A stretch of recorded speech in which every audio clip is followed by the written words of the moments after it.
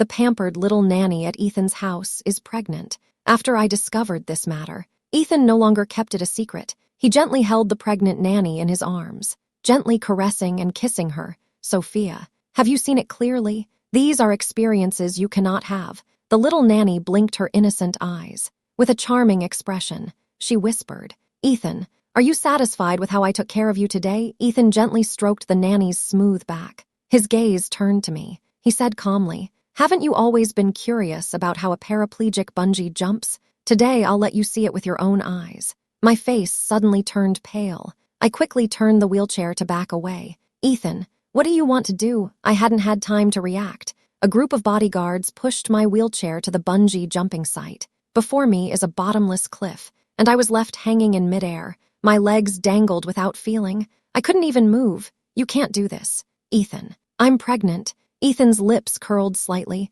He coldly whispered in my ear, my child. There can't be a mother who is incapacitated. After saying that, the little maid suddenly pushed me hard. I instantly lost my balance. My heart was filled with fear. My body trembled involuntarily. I felt an immense sadness inside. But Ethan, I'm half paralyzed. It's to save you. After being pulled up, I slumped on the platform like a puddle of mud. Olivia looked at me, frowning. With a face full of disdain, she said, Ethan, once is not enough. I want to see it a second time. I clutched my painfully aching belly. She looked at Ethan with pleading eyes. Ethan squatted down, gently stroking my face. He said, good girl. Olivia wanted to see it again. Just jump one more time. After all, you're paralyzed from the waist down. I can't feel any pain. The safety rope was tied around my waist again. This time, Ethan gave me a push. By the time the staff pulled me up, I was already exhausted. The pain in my lower abdomen was getting worse. Ethan and Olivia were sitting on the observation deck.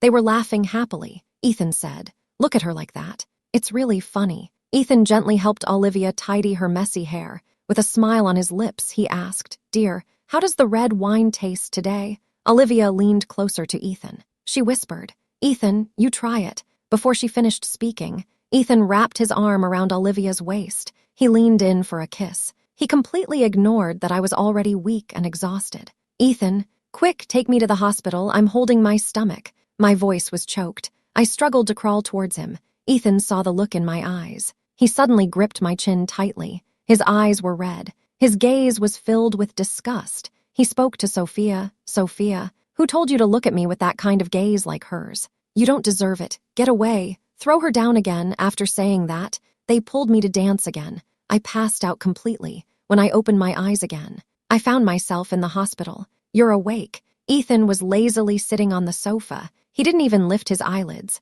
I was choking on the smell of smoke in the ward. My throat felt like it was being strangled by something. It's exhausting to talk. At this moment, Olivia is wearing high heels. She walked in swaying her hips. She gently stroked her belly. She sat on my immobile legs. Oh dear. Sophia, I have to say, your child's vitality is truly strong. After so many bungee jumps, there's still been no miscarriage. But with Ethan and me around, Sophia doesn't have to suffer through pregnancy anymore. Not like me, taking care of the child every day. So exhausted that I can't even eat or sleep properly. My complexion is pale. My expression is blank. It feels like breathing has become difficult. The sound of leather shoes brought me back to reality. Ethan walked to the foot of my bed. He stared down at my sunken belly. Sophia, I remained silent. I looked up and met his gaze. 1 second, 2 seconds after quite a while, I smiled bitterly. I asked blankly, why he is also your child? Our child is already 4 months old.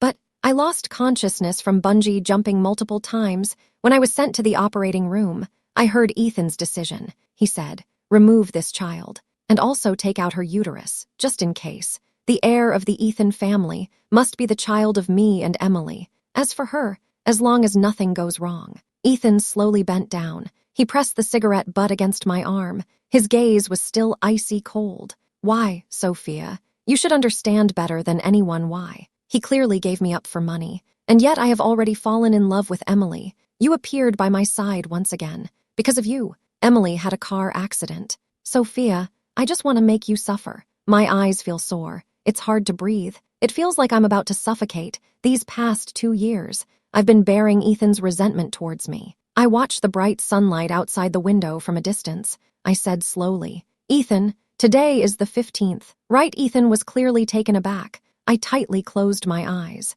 I curled up under the blanket. March 15th. It's the 2-year deadline that Emily and I agreed upon 4 years ago. My relationship with Ethan was at its deepest stage. He was deeply in love with me. He was even willing to put aside his pride. Therefore, when he learned that I was going to be with a rich second-generation heir and planned to break up with him, he desperately pleaded with me not to leave. It was snowing heavily that day. It was bone-chillingly cold. Ethan was only wearing a thin shirt. He insisted on chasing after my car. I ended up falling down. Emily, who was sitting next to me, asked me, "Do you regret it?" I forced a smile. I shook my head resolutely. As an undercover cop, I can't allow myself to be soft-hearted or nostalgic. I asked Emily to help take care of Ethan. Then I left without hesitation when I finally managed to escape from the fierce competition. The first thing I saw was the image of Ethan and Emily kissing intimately on the big screen. They got married. Ethan also became a prominent business tycoon.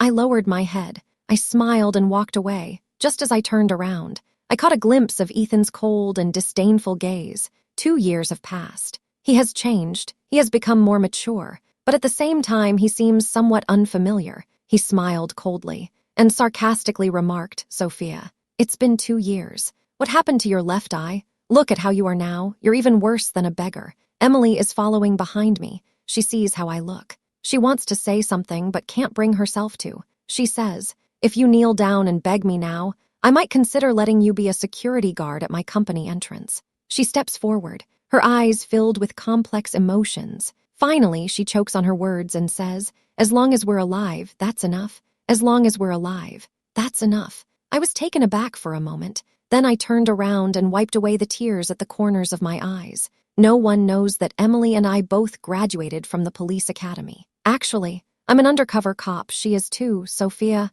I'm sorry I married Ethan. This is Liam. He's my child with Ethan. I stared blankly at the adorable baby in Emily's arms, slowly curling my fingers. I wanted to touch his soft little face. In the next moment, Ethan suddenly pulled me away. "Get away. Don't touch my son with your hands." My hand was bleeding profusely from the glass shards. I stood up. I nodded at Emily. I quickly left their sight. Fate always likes to play tricks. Just when I thought we would never meet again, Emily had an accident while on a mission. When I arrived at the scene, she was trapped in a car that could explode at any moment. She looked at me from a distance with pleading eyes. She shouted with all her might, "Please help me take good care of Liam, just like you previously asked me to take care of Ethan. Now I ask you to take good care of Liam as well. I understand that Ethan is completely disgusted with you now, but it only takes 2 years. I beg you." I eventually agreed. Suddenly, the hospital room door was kicked open forcefully by 4-year-old Liam.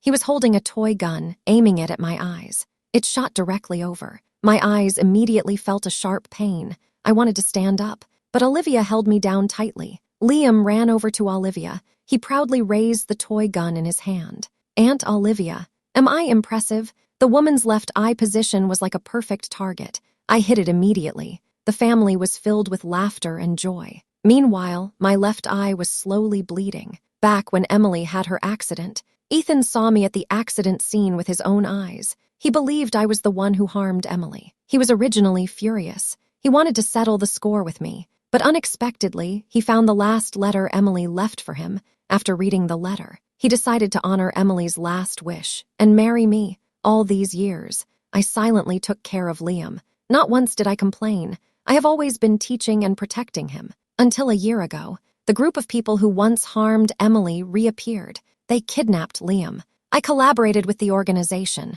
risking danger. I ultimately succeeded in rescuing Liam. Just as I handed Liam over to my colleague, the explosion occurred. Ethan was completely unaware of what was happening. I rushed over to shield him from the impact. As a result, I ended up paralyzed on one side. However, while I was paralyzed and unable to move, Ethan took Olivia back home to take care of me, the nanny. Actually, I recognized her as Emily's sister at first glance. She looked too much like Emily. Since then, the two of them treated Olivia as if she were Emily. One was extremely pampered. The other was filled with attachment, while I was left in a dark room, struggling on the damp floor. Once, twice, 3 times. My first child passed away from hunger. I calmly wiped the blood from my left eye. I struggled to press the call button by the bed and used codes that only we undercover cops understand. Later, I swear I will never lose my dignity again. On the 5th day in the hospital, Ethan had someone throw me out of the ward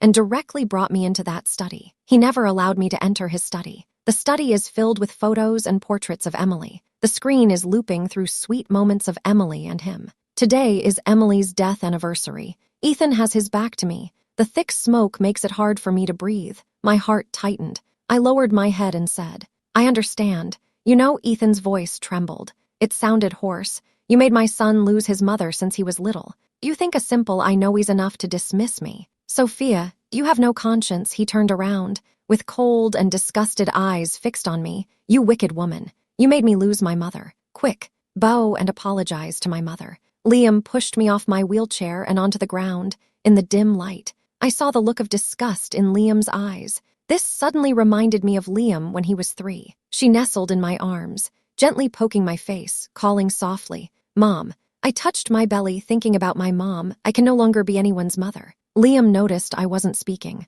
Wearing cleats, he carelessly stepped on my back. He laughed happily, just like when we used to play hide and seek together. Actually, Liam isn't heavy, but every step landed on my bullet wound. It hurt a lot. Liam got tired of stepping. Breathing heavily, he leaned against Aunt Olivia. Acting cute. "Aunt Olivia, I want to drink the porridge you made." "Okay, Aunt Olivia will go make it for you now." When they left, they took my wheelchair with them. I fell to the ground, struggling to breathe. I lifted my head with difficulty, looking at Emily's bright, smiling photo on the wall. The last bit of guilt in my heart disappeared without a trace. I never feel indebted to anyone. Even if I do, I have already repaid it. "Ethan, let's get a divorce." The room suddenly fell into a terrifying silence. Ethan's expression turned very ugly. He poured the red wine he was holding directly over my head. "Sophia, you owe me. It's not just about Emily. I want a divorce. Not in this lifetime, I have said so. Emily's accident was an accident.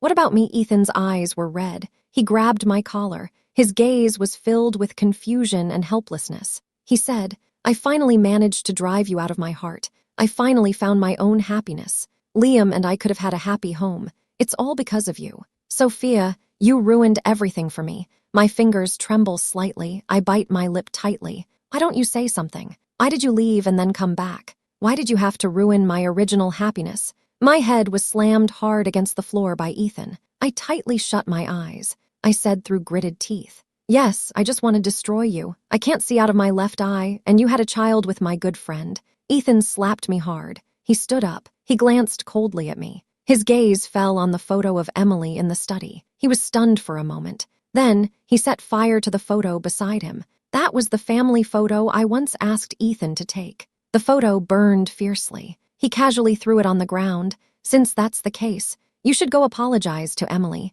Ethan closed the study door. He leaned against the wall, bent over, gasping for breath, struggling to suppress the swirling hate and love within. Actually, he just wanted to scare me. He never really intended to kill me. However, he was unaware. At that time, I was trapped in the sea of fire and had already sounded the alarm for help. Not long after, someone carried me out from the Ethan family. "About the divorce, my colleague will handle it for me," Olivia said. "Ethan, the porridge is ready. Come down quickly to eat." Seeing that Ethan didn't respond, she walked upstairs. "Ethan, what's wrong?" Olivia gently took Ethan's hand. She said in a coaxing tone, "Hurry up. Our son is still waiting for you downstairs." Olivia certainly saw the smoke in the room, but she didn't plan to ask, just as she always knew. Her child was conceived through Emily's eggs and Ethan's sperm via in vitro fertilization. She just has to pretend she doesn't know. Then the position of Mrs. Ethan might fall into her hands. Ethan loosened his tightly clenched fist.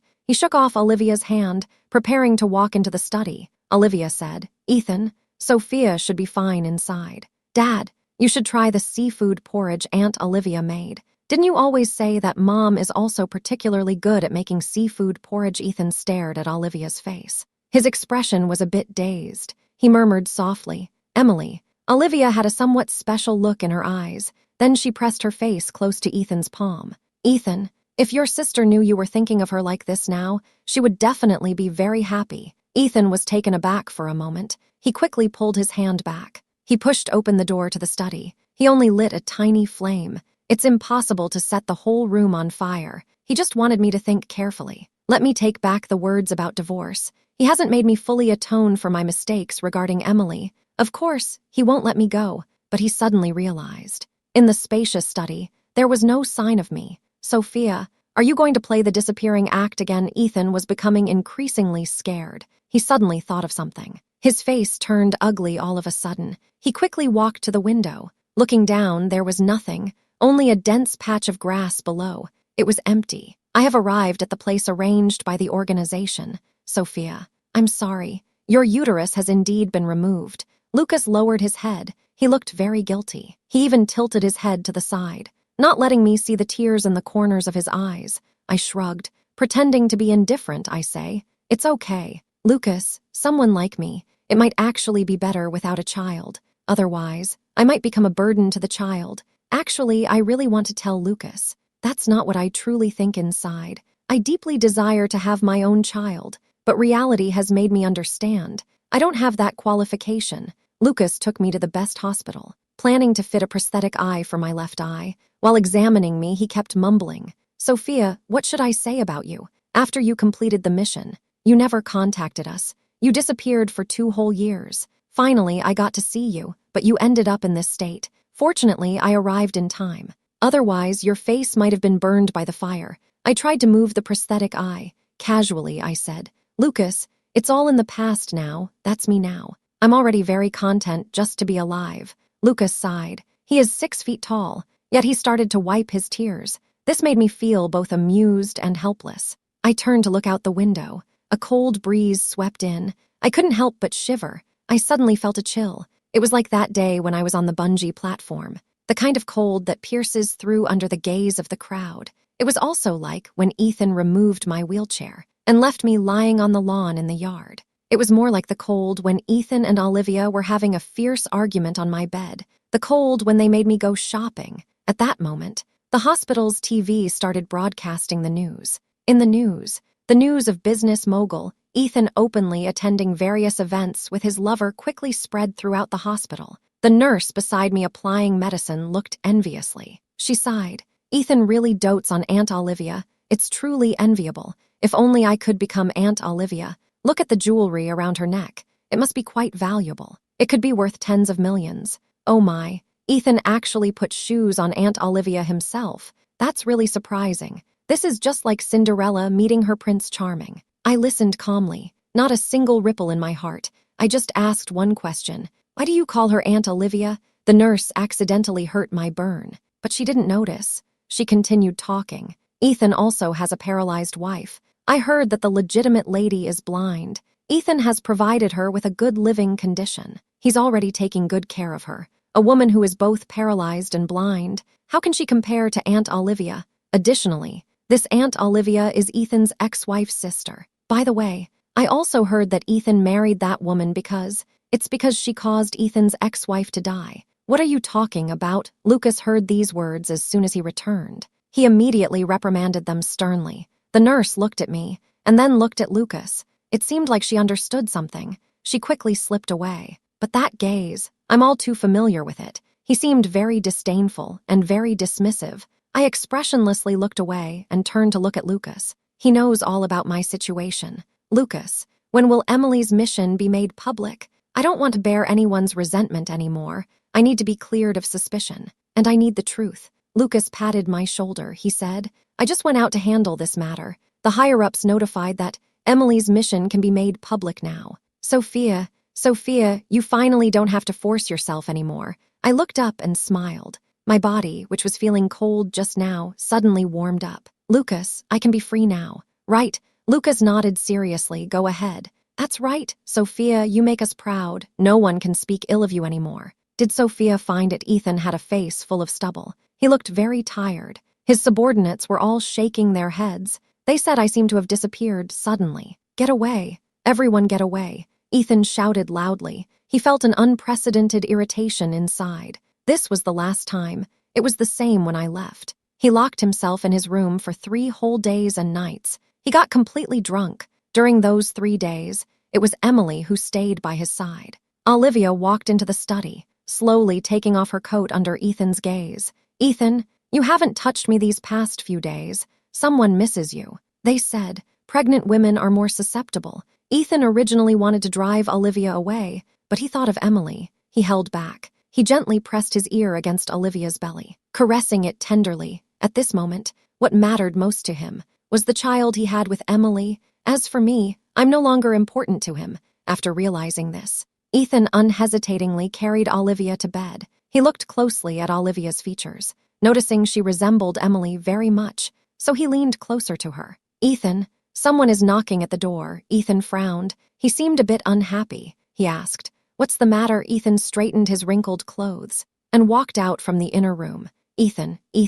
"Yes, ma'am," Ethan said coldly. "Come in." Then he asked, "Is Sophia having difficulties outside?" "I'm out of money." Only then did I think of me, hoping I would take her back. The butler looked at Ethan with a dark expression. He handed over the documents with slightly trembling hands. "Ethan, madam, she didn't come. She just had someone deliver this to you." Ethan took a closer look. To his surprise, it was a divorce agreement. The nurse beside me was applying medicine, while saying with envy, "Ethan is really so good to Aunt Olivia. It's really enviable. I really wish I were Aunt Olivia. Look at the jewelry she's wearing. It must be worth quite a lot of money. Oh my." Ethan actually personally helped Aunt Olivia put on her shoes. It's really surprising. This is just like Cinderella meeting her Prince Charming. I listened quietly. I felt nothing inside. I just asked a question. "Why do you all call her Aunt Olivia?" The nurse accidentally hurt my burned area, but she didn't seem to notice. She continued talking to herself, "Because Ethan has a paralyzed wife. I heard that the first wife is blind. Ethan still lets her live at home, taking care of her life. That's already quite good. A woman who is both paralyzed and blind. How can she compare to Aunt Olivia? Furthermore, Aunt Olivia is the sister of Ethan's first wife. Also, I heard that Ethan married that woman. It was because she caused the death of Ethan's first wife." "What are you talking about?" As soon as Lucas came back, he heard this. He immediately criticized them harshly. The nurse looked at me, then looked at Lucas. It seemed she understood something and quickly slipped away, but that look, I feel particularly familiar with this. He seems to dismiss it with disdain, even somewhat contemptuous. I turned my gaze away expressionlessly and looked at Lucas instead. "My matter. He knows all about it." "Lucas, when will Emily's mission be made public? I don't want to bear anyone's resentment anymore. I need to be cleared, and I need the truth." Lucas patted my shoulder. "Speak. I went out just for this."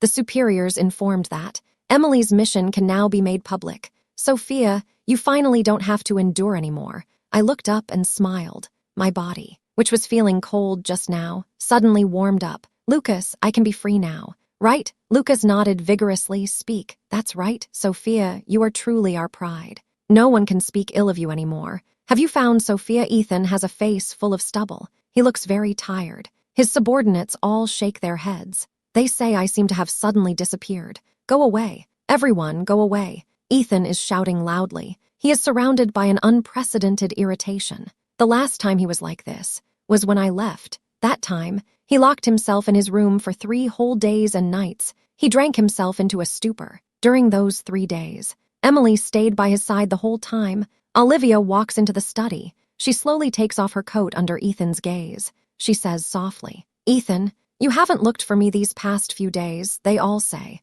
pregnant women need more care." Ethan originally planned to let Olivia leave, but thinking of Emily, he held back. He gently pressed his ear against Olivia's belly, caressing it tenderly. "Yes, right now the most important thing is his child with Emily, not me, a person of no use." After realizing this, Ethan unhesitatingly carried Olivia to the bed. He carefully looked at Olivia's features, which were very similar to Emily's. Then he leaned closer to her. "Ethan." A knock sounded from outside the door. Ethan frowned. He asked impatiently, "What's the matter?" Ethan straightened his wrinkled clothes and walked out from the inner room. The assistant said to him, "Ethan, it's the lady who's here. Come in." Ethan said coldly, "Is Sophia not doing well outside? She knows she was wrong. Now she is short on money. She's just waiting for me to take her back." The butler looked at Ethan's bad expression. He handed over the documents with slightly trembling hands. "Ethan, the lady hasn't come. She just had someone deliver this to you."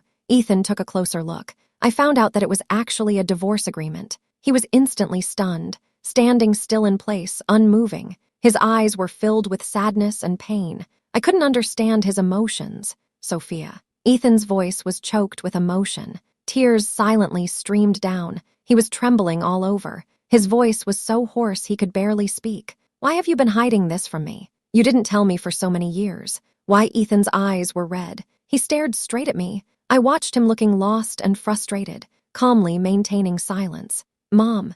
Liam came running over, panting. He tightly hugged my numb leg. He said with a teary voice, Mom, I was wrong. You are a hero. I shouldn't have listened to Aunt Olivia. I shouldn't have treated you so poorly. Mom, can you forgive me? I forced a smile. I gently patted Liam's head. Then I pointed to the tombstone beside us. I said to him, Your mom, she's right there. Liam suddenly burst into tears. He collapsed at my feet. He cried out, You are all my mom, please. Don't divorce Dad. Okay, I have already lost one mom. I can't lose a second one. Ethan cautiously approached me. He hurriedly took out the divorce agreement and handed it to me. Light rain was falling. It soaked the divorce papers. Ethan's voice came through the rain with a conciliatory tone. Sophia, now that the misunderstanding is cleared up, we can live together as a family. Okay, your leg can't move. I'll help you walk. Your left eye can't see. I'll look for you. Can you give me another chance? Ethan lowered his head again, begging me. He held my cold hand,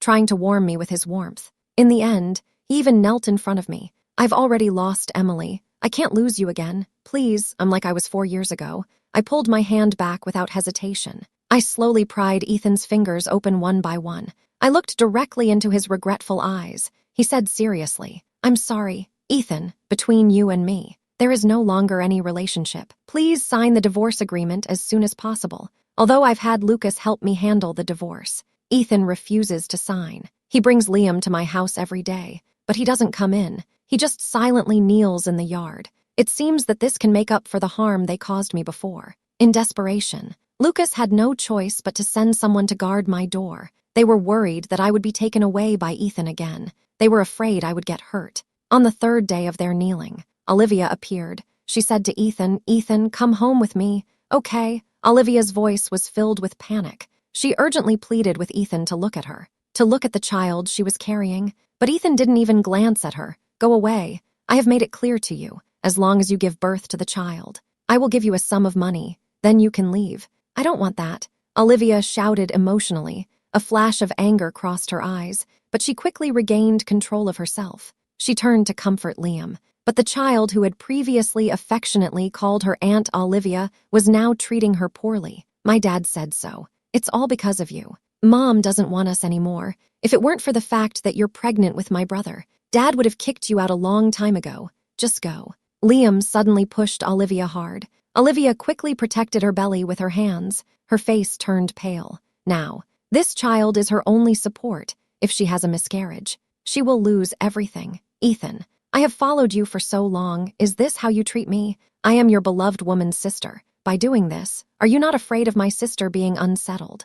Olivia said. Ethan looked at her coldly. Speak. I would rather your sister never had you as a sister. Olivia, what have you done all these years? I know everything clearly. Olivia suddenly couldn't stand steady. She hurriedly left as if to escape. It was evening. Suddenly, it started to pour rain. Ethan was still with Liam, continuing to kneel in the yard. I pushed the wheelchair outside. As soon as Ethan saw me, his face instantly showed a look of surprise. Sophia, you finally agreed to see me. I looked at him calmly. There was no change on my face. It's useless. Even if you died in front of me today, I still wouldn't return to the Ethan family. Ethan's eyes were filled with uncontrollable sadness. His eyes were red. He asked with a choked voice, Is there really no hope? I nodded firmly. That day was Emily's death anniversary. You said I ruined you. But Ethan, I became paralyzed from the waist down because I saved you. For the rest of my life, I can only sit in a wheelchair. I might even gradually become completely paralyzed, unable to move at all. And because of you, I lost the chance to be a mother. You clearly destroyed me. This statement hit like a heavy blow, leaving Ethan unable to stand firm. He swayed and fell to the ground. He stared at me blankly. In the end, he let out a low sigh. I'm sorry, I ruined your life. I didn't look at him. He pushed the wheelchair away. Just sign the divorce agreement. Let me go. It's also letting yourself go this life. Never let me see you again. After a long while, Ethan replied softly, Okay. 3 months later, I moved to another city. Lucas and the organization helped me open a bookstore. Every day, I just need to sit at the counter, smiling and greeting every customer. Hello, what book are you looking for? I can help you find it. As soon as the wind chime rang, the students passing by the door greeted me enthusiastically. They are young and full of energy. It seems that the beauty of the world reflects on their youthful faces. I used to be like this too. Ethan was once like this as well. Summer, he ran to several convenience stores, breathlessly buying me my favorite popsicle. Winter, he shyly took out the scarf he secretly sewed, gently wrapped it around my neck. Spring, he would ride his bike and take me to various places in the city. Then he would lift me up, so I could reach the kite. He knew I couldn't reach the kite, yet he still lifted me high up. When autumn came, he would collect many fallen leaves to make specimens, stuffing them into my arms. Laughing as he said, "A little romance, not worth mentioning. But when did it all start? When did everything change? I'm not sure either." Night. The moon hangs high in the sky. I can't help but think of Emily, back in police school. I was always ostracized by everyone. Emily always helped me chase away those who wanted to bully me. But I always rolled up my sleeves and blushed as I said, "Don't worry about it. I could take them down with one punch." Emily couldn't help but laugh. All right. Our Sophia is the best, of course. I'll definitely be the best undercover cop in the future. The brilliance of the full moon never hides. Both Emily and I should be that dazzling moonlight. So I have never harbored resentment because she liked Ethan. Her passing was great, and I, in some way, did a small great thing. Sophia, why is that person always hanging around your door? Should I call the police? I looked out the window. The person quickly hid. I gently patted the child's head. Go ahead, don't mind him. Okay, Sophia, if you need my help, call me anytime. I nodded with a smile. Hand the book to that child. Go read the book. I gently pulled down the bookstore's curtains. I turned on the bright, incandescent light. From now on, I don't want to encounter people I shouldn't meet again.